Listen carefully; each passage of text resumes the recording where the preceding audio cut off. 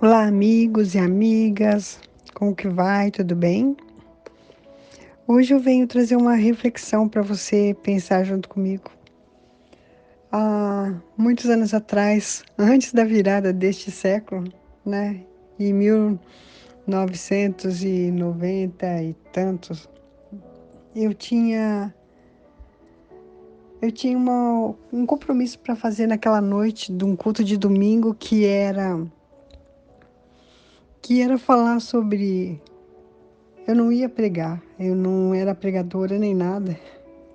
Não era longe de mim para pregar alguma coisa, mas assim, era para mim simplesmente ler um, o que o bambu japonês ou o bambu chinês, conforme você conhece, chinês ou japonês, todos eles têm as mesmas características, eu creio. Não sei se tem alguma peculiaridade cada um deles, mas naquela noite eu tinha a incumbência de ler esse texto porque era aniversário de alguém lá importante na igreja e eu ia ler. E nisso aconteceu um fato muito chato, que eu comecei a chorar e eu não estava bem e eu não queria falar. E nisso as pessoas que estavam ali comigo, não, você tem que, você vai, você tem que ir. E eu acabei com o coração quebrado, arrebentado, e eu fui ler sobre esse bambu chinês. As características desse bambu. No Brasil tem bambu. Não sei se eles são chinês, se são japonês, se são brasileiros, não sei a diferença de um bambu do outro, mas todos eles têm, para mim, que não entendo muito de bambu, que sou leiga, tem as mesmas características. O bambu, ele é uma madeira, é sólido, mas ao mesmo tempo ele é flexível. Ele chega a se curvar e ele não se quebra.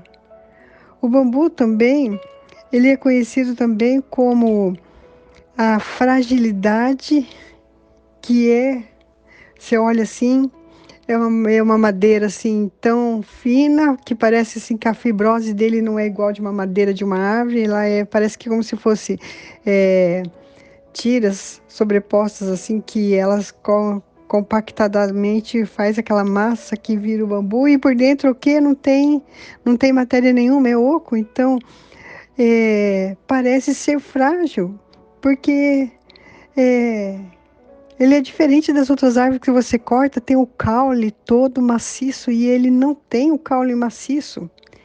E é uma curiosidade muito grande dele ser assim. E depois a terceira característica dele, que eu diria assim, vive sempre em comunidade. Você já viu que eu nunca vi, não sei se você já viu, mas você já viu algum lugar que tenha só um bambu, só um pé de bambu? Quando a gente fala de bambuzal, que eu acho que seria essa a nomenclatura para uma floresta de bambu, você nunca vê um bambu sozinho, um bambu solitário. Quando ele nasce da raiz, ele já vai saindo aqueles gominhos dela, que ele vai faz uma implosão internamente e ele vai saindo aqueles olhinhos que vão brotando e eles nascem em comunidade, como se fosse uma família gêmeas que vai nascendo um monte de galhos, tudo junto.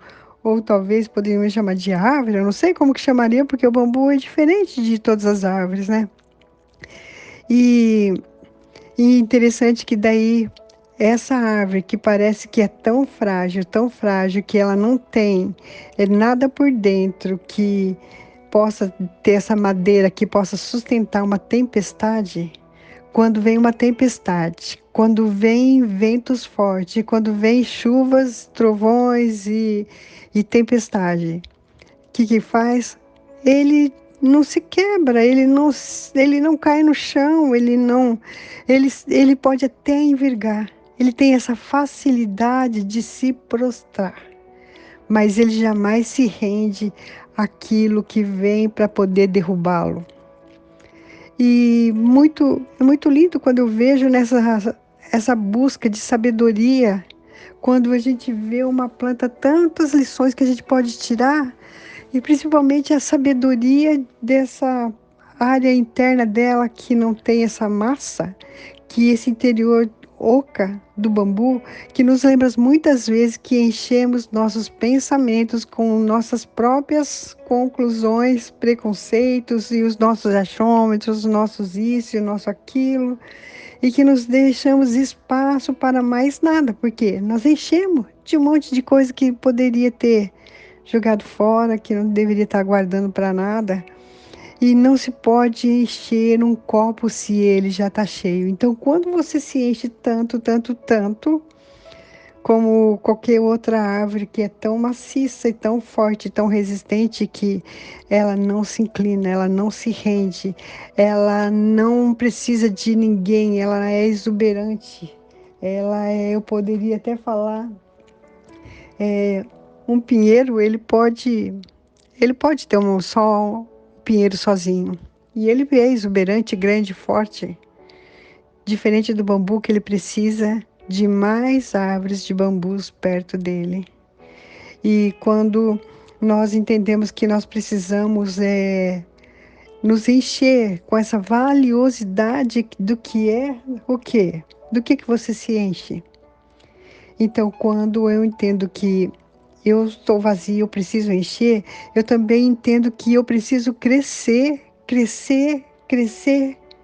Para onde que você vai crescer?